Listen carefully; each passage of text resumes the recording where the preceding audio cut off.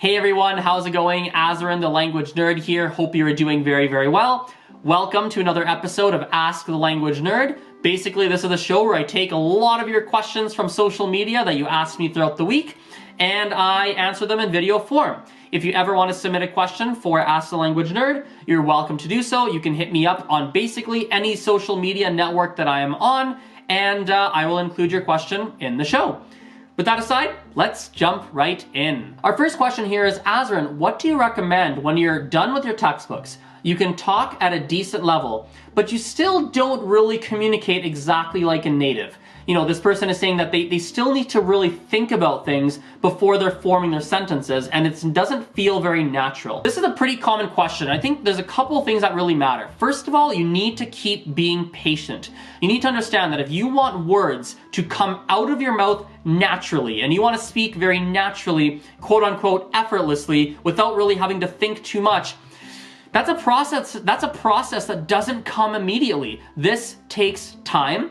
This takes patience, and this takes practice. And I think the other thing I recommend is maybe something like an intensive burst in that language. For example, maybe you book off a week from work, or a few days, or you take a weekend, a month, however much time you can actually fit in your schedule, and you do a very high number of hours of study in a condensed period of time. This can really help to break that plateau of feeling like, I'm stuck, I can't communicate too naturally. That's something I'd highly recommend as well. The last thing I'll say on this topic is maybe I would think about the most common scenarios that you need to use that language.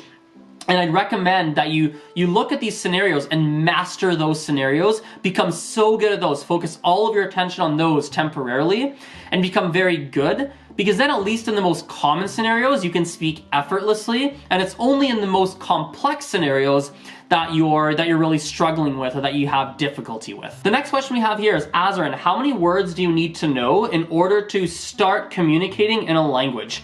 When I think about this question, it's challenging. I actually don't know the answer. I'm not sure, but I will tell you this. I will answer it in this way. I think tracking the number of words you know in a language, I don't know if that's the best practice. I think it's not bad. If it helps you, you like it, fantastic, but it is not a measure of how well you can speak in a language. Does that make sense? Because there's so much more than just words. There's grammar, there's pronunciation. Can you understand them? Can you put the words together? For example, someone actually sent me a message about this recently, saying that if we took a native speaker who had 500 words, and we took a second language learner who had the same 500 words, the native speaker would be able to do so much more with those same 500 words because they would understand how to use them better. They would have more options in their brain as to how they could put those words together. Maybe there's certain idioms we can make with it. Maybe there's some different, analogies we can make.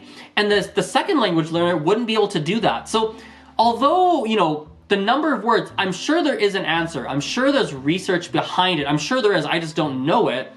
However, I just don't know if that should be the measure of your measure of success in a language, because there's so many other things that you could be looking at outside of just number of words. I don't know. That's kind of my 2 cents on it. I think we could go much deeper, but for now, let's leave that there. Next question here is not language related, but I love it. Who is your favorite character in Friends? I got this one from Snapchat.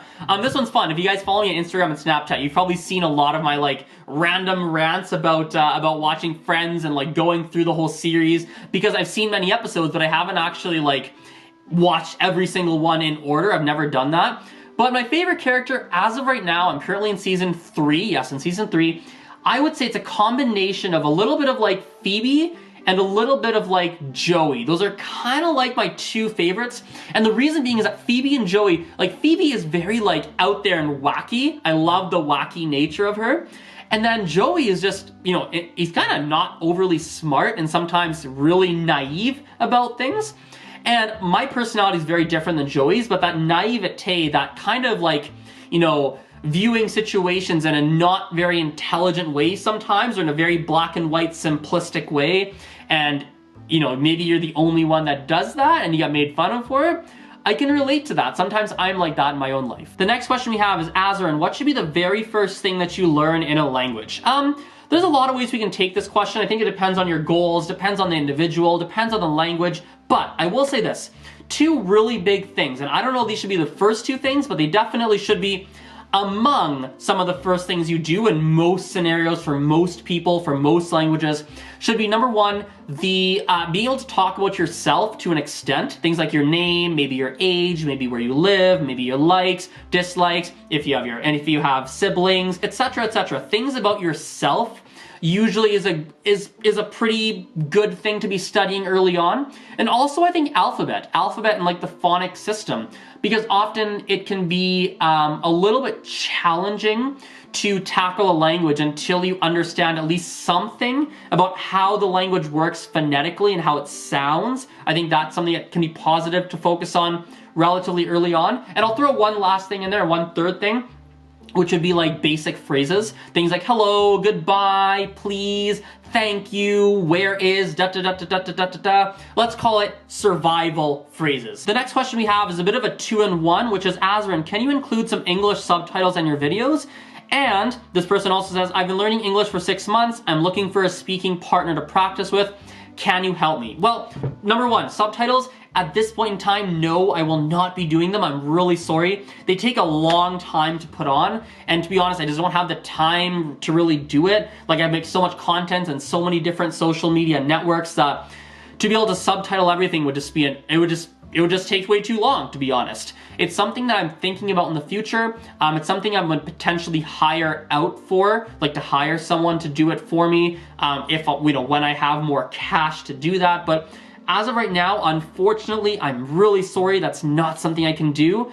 As for the speaking partner, yes and no. I'm probably not the most ideal person. I can help you on average probably once a month per person as of right now. I get a lot of different people that message me for help with practicing a language. And so I try and accommodate best I can. I try not to say no, but usually I can only say yes to you guys once a month per person. Roughly is what I can say yes, depending on what time period you catch me in. But if you're looking for a speaking partner, check out my last Ask the Language Nerd. I gave a whole bunch of information on that. Next question, Azren, what is the best way to practice specific grammar tenses? I like this question. I really, really like this question. There's a lot of ways you can do this. I think one thing, keeping a daily journal is fantastic, and journaling specifically about the tense that you want to practice. For example, maybe you're talking about past tense, that's what you want to practice. Do a daily journal of what you did that day. Maybe future tense, a daily journal of what you're doing tomorrow. You want to practice present tense, a daily journal of what you are doing right now as you're writing it, or maybe pretend you're doing something right. I think that's a really good way, especially if you can have a native speaker or someone who's better than you correct it and explain your errors. And I think that's fantastic. I think another way you could do it, which is similar, is audio journals, like an audio journal on your phone. Talk to yourself. Create these audio logs daily, speaking in the tenses that you want to actually practice. I think another way you could do it as well is you could do something with around reading. Often with reading, you will see the tenses that you want to practice. You'll see them, right? And so when you can see them visually, you'll unconsciously start to save it in your brain of like, oh yeah, I've seen that, I've seen that, I've seen that. I think that's a really, really good way to practice. With verb tenses, I think you can even do, for example, language exchanges.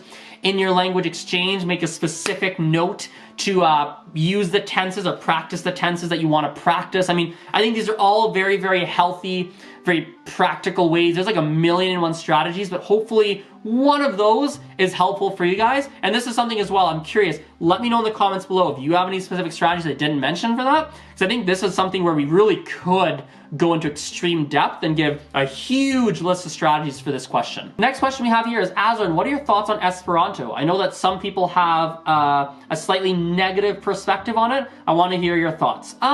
My opinion is, do what makes you happy, I guess. I mean, I don't have any particular opinion on it. You know, based on the conversation I had with that individual, some people don't like it because it is a constructed language from my understanding, or a created language. But my whole view on this is the following. If you don't like Esperanto, fine. Do what you want to do, feel how you want to feel. But I think it's a waste of energy to take this dislike of the language and start putting it on other people. For example, if you're someone who doesn't like it and you see someone who really likes it or studying it, it is a complete waste to go like, what? You're studying Esperanto? Why are you doing that? Like, what's your problem? Like, it's a waste of time to spread that negativity, because at the end of the day, it doesn't actually accomplish anything. The person studying Esperanto is probably going to continue studying Esperanto. Whether or not you like it, whether or not you love it, like, person studying is going to study and do what they want to do. And even if you tell someone, you're studying Esperanto, what's your problem? Why are you doing that? Such a stupid language for reasons. And the person stops studying because you discourage them. What have you actually accomplished? What have you done? How does that change your life? How does that change anything for you? It changes nothing. And I think it's a good place to end today's episode. Thank you for watching. Please feel free to hit me up on any of the social media networks. If you want to submit something for the show, I'll put them on the screen right now. And yeah, we'll chat later. Bye for now.